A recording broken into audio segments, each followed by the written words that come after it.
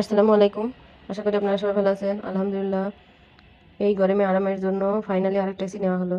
এর আগেও একটা নেওয়া হয়েছিল, একটাই হয় না, যার কারণে আরেকটা নেওয়া হয়েছে। এসিটা লাগাতে লাগাতে রাত হয়ে গিয়েছিল বলে সম্পূর্ণ ভিডিওটা দিতে পারিনি।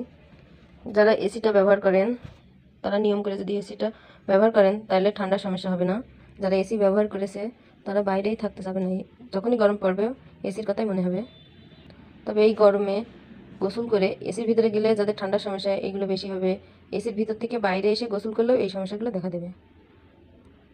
আমাদের উচিত ঘরে জানালা দরজা খুলে এসিটা ছেড়ে 5 মিনিট অপেক্ষা করা, তারপরে এসির ভিতরে যাওয়া। কারণ এসির একটা প্রথম যে গ্যাস থাকে এটা মানুষের দেহের জন্য ক্ষতিকর। এই নিয়মগুলো মেনে এসি চালালে তাদের সমস্যা হবে না আশা করি। আল্লাহ হাফেজ।